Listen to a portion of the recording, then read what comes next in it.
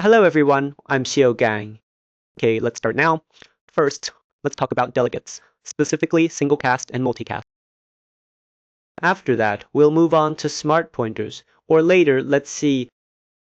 There should be something about not string. Yes, we need to explain not string to everyone. Yeah, sorry. Then, let's start with delegates, because delegates are quite important. Now, let's go through these three documents in one go. Then, we'll guide you through writing them one by one. As for this part, it's actually quite complex and extensive, but we also use it a lot. In fact, it's quite similar to our Blueprints event dispatcher. And I have a suggestion here. Don't try to understand the blueprints. Not the blueprints, the concepts of functions, graphs, and events. These concepts, just follow the concept of blueprint. Don't try to map it onto ++++, because if you map it onto C++, you'll find that many things don't match up, because their essence is actually quite different. Yes, so you absolutely must not take the things in Blueprint, like these world dispatchers, and then things like agent, delegate, world graphs, like which ones can be done in one step, which ones have return values, and how they are specifically used. You just stick to using them firmly in your Blueprint. Don't try to map these concepts. So this could be a problem. Okay, let's just go ahead and quickly go through these three documents in one go. Then we'll take you through the practical steps one by one. Of course, when you go through the documents, you might feel a bit confused, but actually, it will be clearer when you start using it. First, let's look at what a delegate is. A delegate is often referred to as a callback. Right, it can bind a function, meaning it binds a function, that is, it binds a member function of an object to one place. And then you can call it, even when we call it without the no, it is still very safe. Then you can use direct passing to manage it. But this way, memory is allocated on the spot, so it is not recommended. It tries to use reference passing for such delegates. Yes, because if you pass directly, it's like this function, you pass it directly. Sometimes the data is very large, but sometimes we have to use direct passing delegates. This is because it involves asynchrony. After involving cross-threading, if you don't use direct passing for this delegate, then you use reference. It is very likely that by the time you actually use it, this value has absorbed enough. And in order to save resources, we sometimes also use direct passing. So there is no issue here. Either method works. So here it explains single cast delegates, then multicast delegates and dynamic ones. Actually, it's a bit complicated. Just remember it like this. Single cast, multicast, dynamic, single cast, dynamic, multicast. Okay, just remember these four concepts. Then first let's talk about what is single cast? What is a multicast? Multicast can also be called broadcast. Note that here, multicast is the broadcast. It is different from the network we developed for networking, the broadcast of the building system. These concepts are different. They are completely two different things. So the delegate we are talking about, this unicast means that only one object binds to it. That is, there will only be one object to receive and respond. If you add a new, it will overwrite the previous one. Multi-wave means this object has many are receiving response. That is, I can do one-to-many. Single wave means on a 2-1. Multi-wave means one-to-many. Understand this meaning? The meaning of dynamic is whether it supports doing this binding in Blueprint. That is, whether dynamic supports it's reflecting into Blueprint. That's the situation. But you can say I. Then we'll argue about it later. That is, you can write multiple waves. You can also write a single wave. Then you can set up a right direction or something. You can pretend to call it in Blueprint, or handle it in some other way. But actually we say, this dynamic one, it supports being called in Blueprint, binding in Blueprint. So we can reflect this thing to Blueprint. That's why we call it dynamic. And compared to the native type, dynamic single wave or dynamic multi-wave, compared to the native one, it has some limitations. Some tools may not fully support it. Not as flexible as some of our homes. It may not support redoing. That is situations like ours. So the concept is roughly like this, a bit confusing. But once you use it, it becomes very clear. So obviously, how do we learn about this delegate? First, we need to know what it is. It has several classifications, then how to define it, then how to use it, then how to write its code, what is its representation in Blueprint, and finally, and how to manage its life cycle. That should be it. So when declaring this delegate, it is actually very similar to a function. It has some signatures, so different function signatures can be combined into different ones. So how do we distinguish the factors that compose it? First, whether it has a return value is one characteristic. Then, whether it has parameters, how many function parameters there are, and so on. Also, whether it is a long function, etc. These. Then here, we map the function signature to our declaration. This delegate's read. Just need to know what it looks like.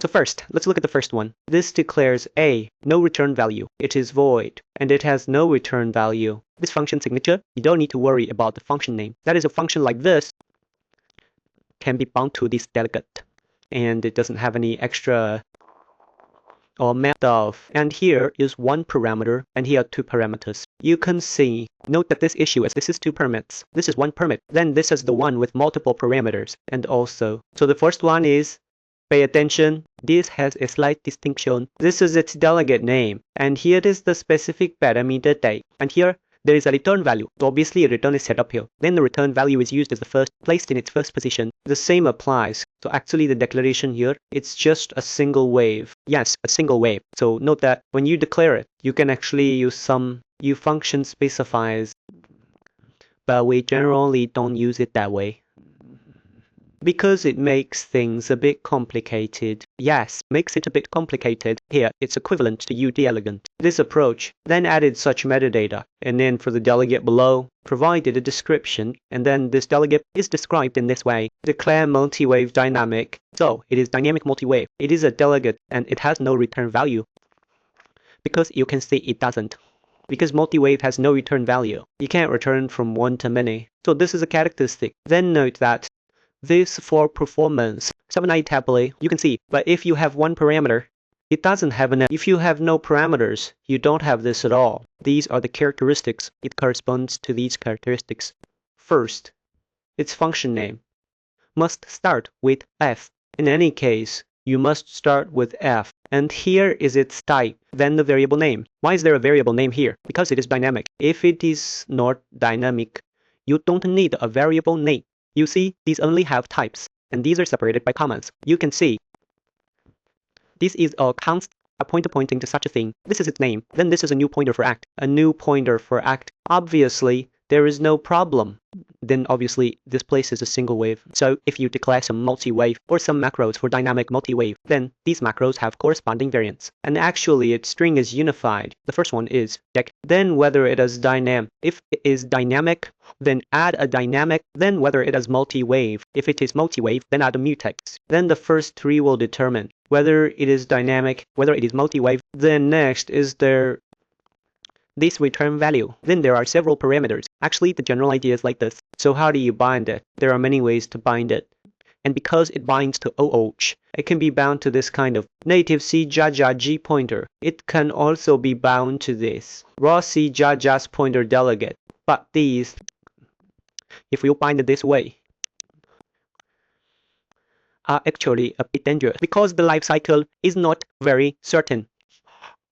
But if you bind it to a smart pointer or bind this UObject, that would be very convenient and safe, because we all know smart pointers in this UObject, they can have, in our UE5, there are two sets of lifecycle management. So here you say, because it will retain a weak reference to this object, then it can determine whether it is bound, then we can execute it without any problem. Similarly, UObject delegates will also bind weak references, so execution is also fine. And this lambda is also something we often bind. The advantage of binding a lambda is that you don't have to write this binding to a specific object. It is bound to an object on a smart pointer. It is bound to an object. For lambda, just write it on the fly.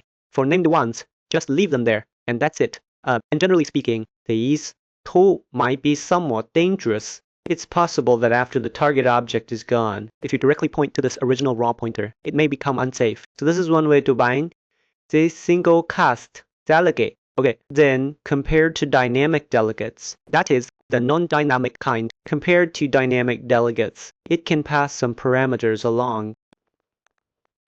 I want to define this delegate. but you don't know some of the context. That is, I now define this damage as 10. Then who is dealing this damage to whom? At what time and at what location? Then it would be very troublesome for me to modify this delegate. So I can carry a payload. If I carry a payload, then these two payloads are passed along. The front part still does a simple match based on the function signature. Then the function behind it will have two more types. This idea is called payload or attached data. This is very important. That is, dynamic ones cannot be done. But since ours is not dynamic, it can be done. Similarly, when executing, it has several judgment squares.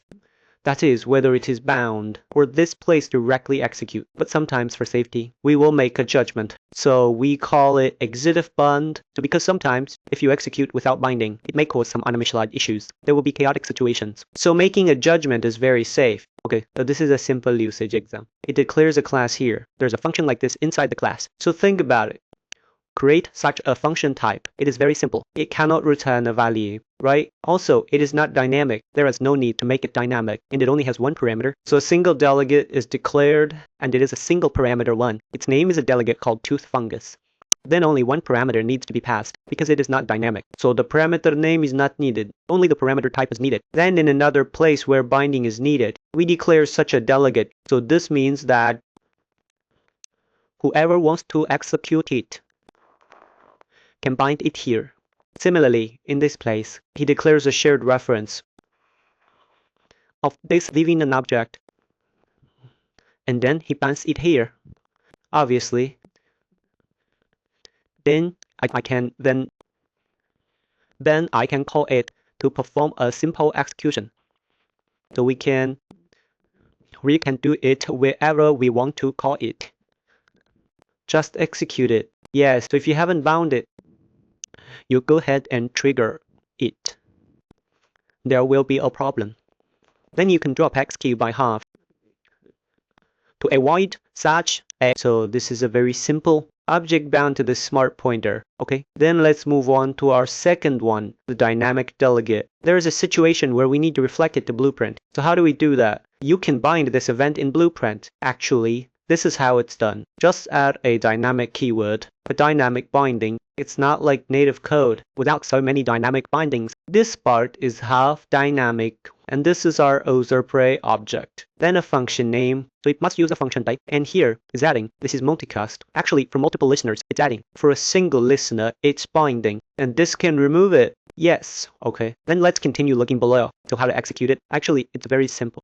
That's it. If it's a single wave, just execute it directly. If it's multiple waves, then it's a broadcast. Great. And this declares multiple waves. You'll notice this wave is actually at most one multicast. The one below is dynamic. The one above is not dynamic. So note that it's added there because multiple waves are one to many. So if it's native, it can be the same as that one. So this method replaces ban with ADD. This means directly adding a function delegate, and here it is, adding a raw C++ pointer.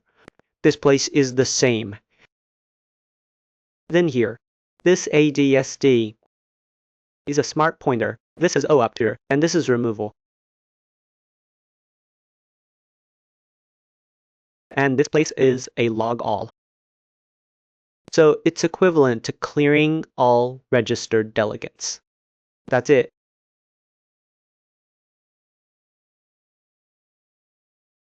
Okay, then let's continue to look at this. So its execution can be triggered through broadcasting. Okay, basically the last sentence. If you haven't bound it to an object pointer, then it won't be deleted by it. Only when you bind it will it be deleted by it. Okay, so if you think back, it's actually 4 types. They are single cast dynamic, multicast dynamic, single cast, and then multicast dynamic. Multicast. Okay, we'll write this code for everyone in a moment. Okay,